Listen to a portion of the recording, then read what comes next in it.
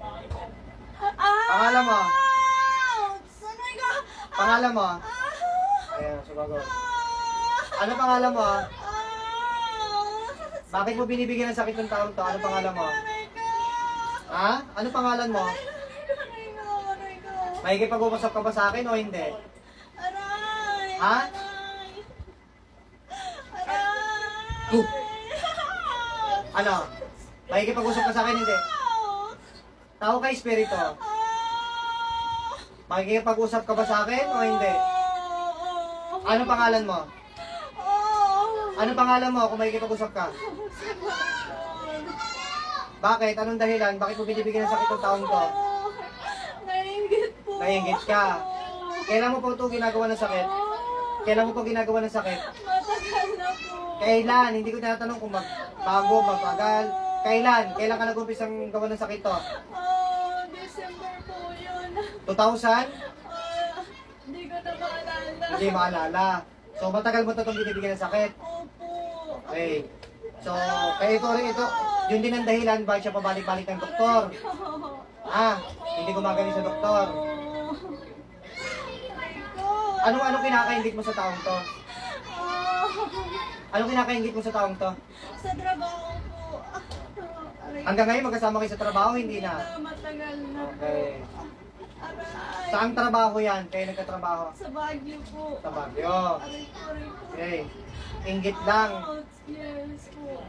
Anong kinakaingit mo sa trabaho sa taong to? Ano? Yung paglilinis po niya ng mata po sa medical mission po. O tapos, Ouch. bakit mo kinainggitan yon? Ouch. Kasi gusto ko po nakagawin yung posisyon niya po. Kaso hindi mo maagaw. Yes po. Kasi nga, inggitera ka. Yun ang dahilan. Ibig sa magsumikap na inggit. Ilang taong ka na ba? Ilang taong ka na? Ilang taong ka na? 37 po. Taga saan ka ngayon? Taga saan ka? Sa Baguio po. Aray ko, aray ko. So anong gagawin mo? Gusto mo patayin kita? Hindi po. Bakit? May mga anak ka ba? Wala. Mayroon. Ilan? Tatlo po. Oh, tatlo. Tatlo. Paano kung ang mga anak mo ang kulamin? Oh, Yung pangkukulam mo, ibalik ko sa mga anak mo. Gusto mo ba? hindi po. Oh, Hindi po. ba't nangkukulam ka? Hindi po. Ha? Ba't ka nangkukulam? Hindi. Pinaano ko lang po. Ano pinaano? Pinakulang ko lang po. Pinakulam mo? Ba't ikaw nandyan kung pinakulam mo lang? Niloloko mo ako? Ikaw ang nangkukulam mo, hindi? Hindi po. Ba't nandyan ka kung hindi ikaw ang nangkukulam? Ay, Niloloko mo ako? hindi po. Hindi. Taga saan ang inutusan mo mangkukulam? Taga Baguio po. Taga Baguio rin. Okay, diyan ka lang, huwag ka alis. Tawagin ko yung pinapakulaman mo, ha? Ah! Aray! Aray ko, aray ko! Aray ko! Pangalan mo? Anong pangalan mo? Anong pangalan mo?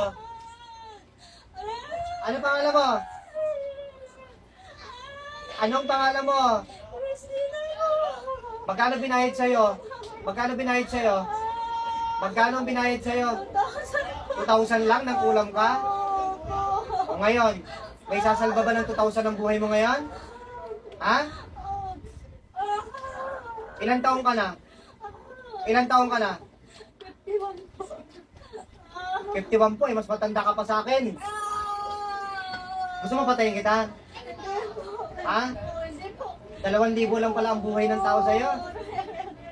Ang tagal nyo na binibigyan ng sakit ng taong to. Ilan na napatay mo sa kulam? Wala? Wala. Niloloko mo ako? Gusto mo ikaw ang patayin ka? Hindi po. Ha? Aray. Ilan na ang kinulam mo? Ilan na ang nakulam mo? Marami na po. Wala kang mapatay sa kulam? O sinasadya mo lang magpatayin? Sinasadya mo lang pahirapan? Ha? Hanggang lang po. Hanggang dun lang. Ang dami mo palang kinukulam. Bigyan mo ako magandang dahilan para buhayin kita. Magbago na po. Magbabago? Yes po. Ilan ang kinulam mo na ba? Gaano karami na? Hindi na mabilang po. Okay. Aray. So, may anak ka ba? Mayroon po. Okay. Hindi ako naniniwala sa yung tatanggalan mo ng sakit to eh. Babalik-balikan mo pa rin to eh.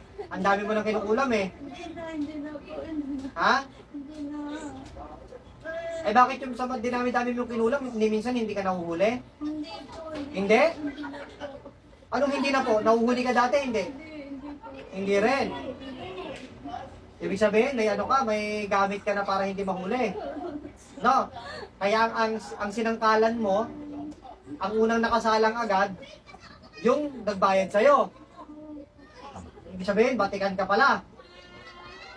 Tanggal ang pagkabatikan mo pag tinawag kita, ano?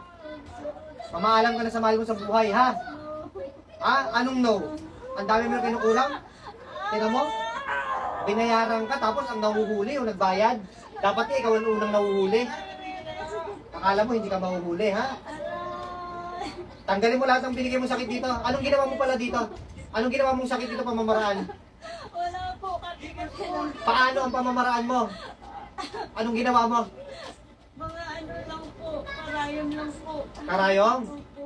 Kaya pala, 2 years na ito nagpapadoktor, nagpapaderma na rin po to, no? Hindi ko magaling. Tanggalin mo lahat ng binigay mong sakit dito. 2 years na may sakit tong taong to. Anong binahilan sa'yo ng inutos nito? Ingit daw siya po. Inggit. Ikaw naman, kulam ka ng kulam, inggit lang pala ang dahilan. Walang kasalanan tong taong to. Ha? Wala po. Grabe ka, 2,000 lang palang buhay ng tao sa'yo, magbigay ka ng sakit. Iubusin mo yan. Bigyan mo ka ng magandang dahilan kung gusto mo mabuhay, kung bubuhayin kita. Ano magandang dahilan? Bago na po. Magbabago? Bukod doon. Hinto na po. Bukod sa paghinto, magbabago. Ha? Bukod doon.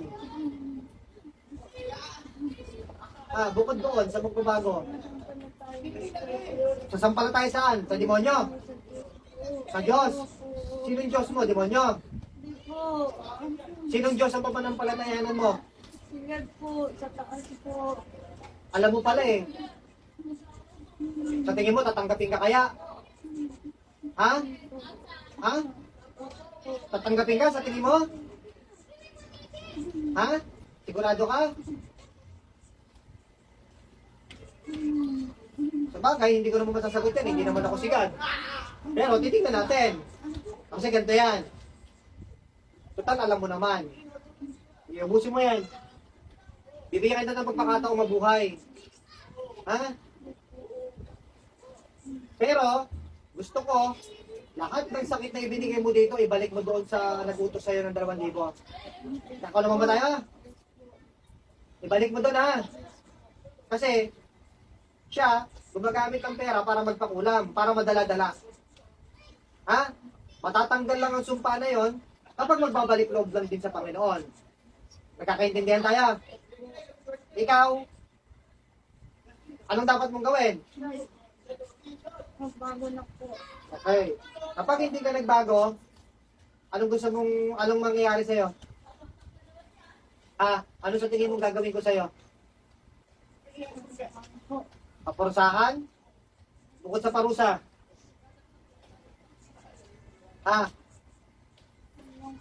Yun lang. Papatayin na kita, hindi na kita paparusahan, ha? Alam mo kaya kitang patayin. Alam mo kaya kitang patayin. Gusto ko lang magbalik loob ka sa Panginoong Diyos sa pangalan ng Panginoong. Kilala mo pala ang Panginoong Diyos eh. Magbalik loob ka sa Panginoong Diyos, ha? Para pagbibigyan kita mabuhay. Kapag nalaman ko, mararamdaman at malalaman ko yan, kung magkukulang ka pa rin, itutuloy ko pa rin, hindi ka nagbabalik loob sa Diyos, tatawagin ko kaluluwa mo kahit hindi magpunta sa akin na pasyente mo ito, papatayin kita, ha? Tapos yung kaluluwa mo, espiritu mo, isasama ko sa demonyo. Para yung demonyo ang utusan ko, paparusahan ka na parusahan dun sa impyerno. Magdudusa ka na magdudusa kahit patay na katabang lupa mo. Natanda mo? Parehas kayo ng demonyo. Parehas kayo magdusa. Nagdudusa ng demonyo, ikaw pang pagdudusahin ng demonyo. Alam mo tama yung sinasabi ko? Alam mo kaya kong gawin yan? Ha?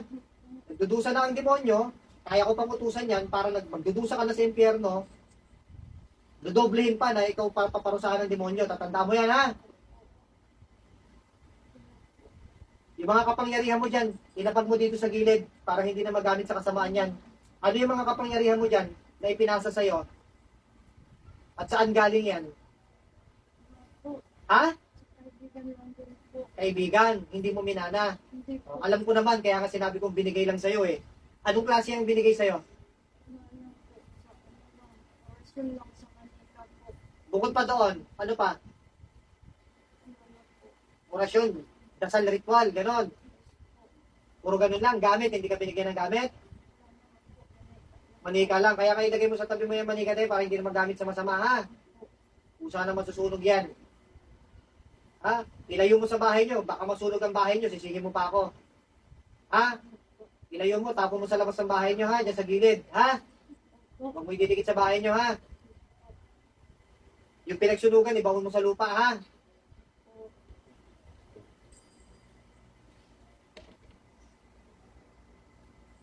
Tatawagin ko kaluluwa mo pag hindi ka tumigil, pag hindi ka nagbaliklog sa Panginoon Diyos, ha? Walis ka na dyan, iwan mo yung nagputos.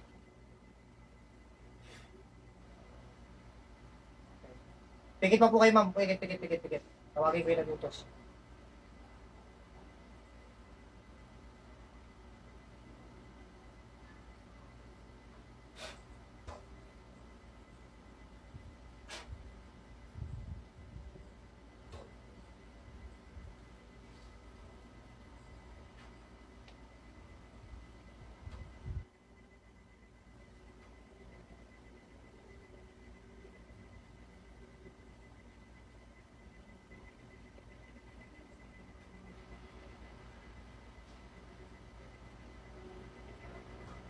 Out!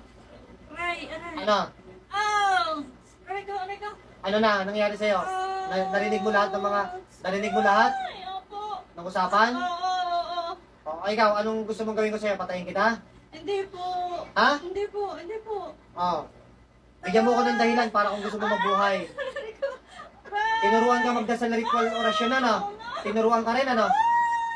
Tama ba ako?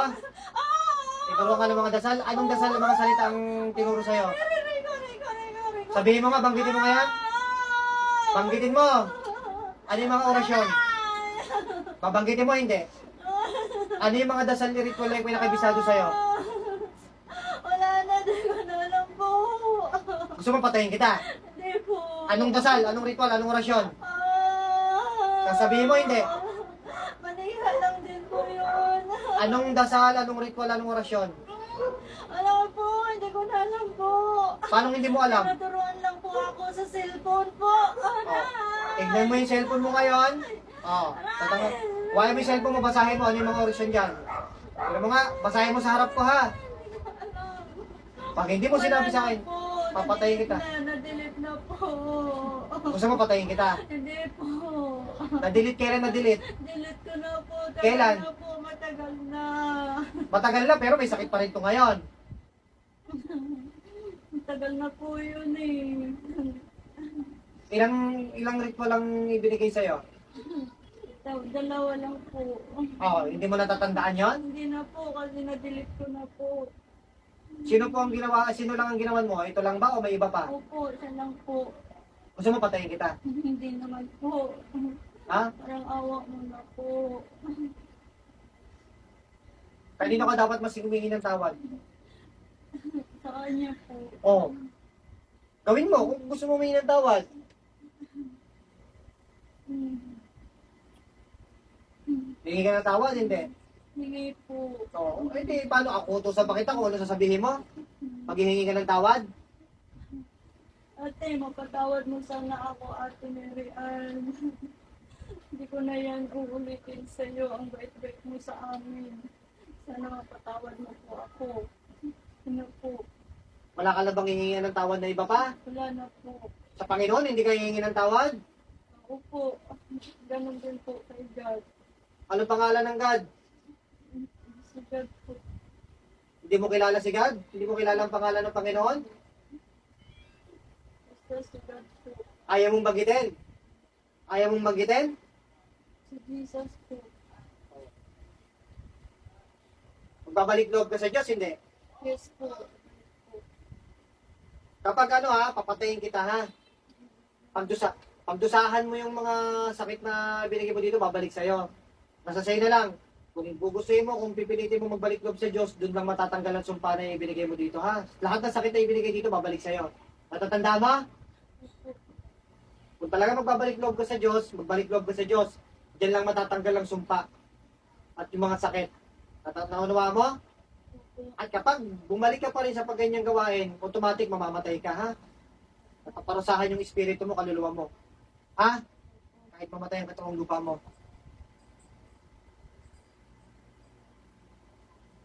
Tatakaw kita ng kamatayan, ha? Para pag babalik ka dito at gagawin mo rin sakit mo, makakita kamatay mo. Natanda mo, nagkakaintindihan tayo? Ipaon mo na sa lupa yung binigay sa'yo, ha?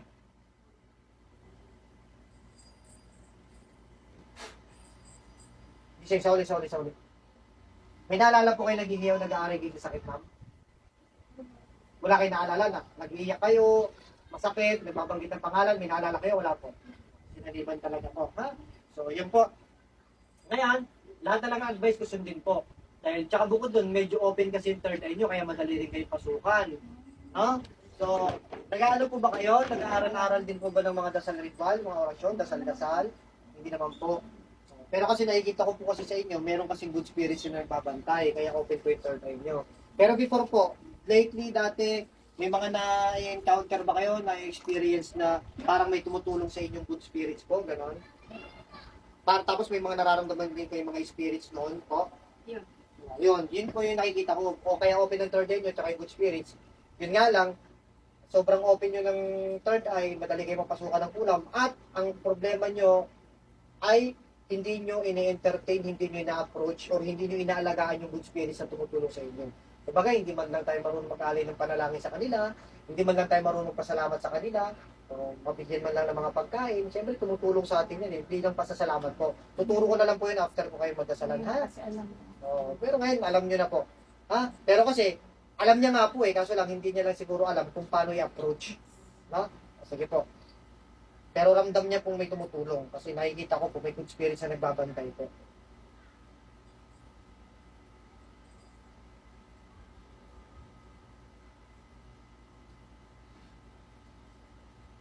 Sige po, dilat po kayo, pakiubos po nito.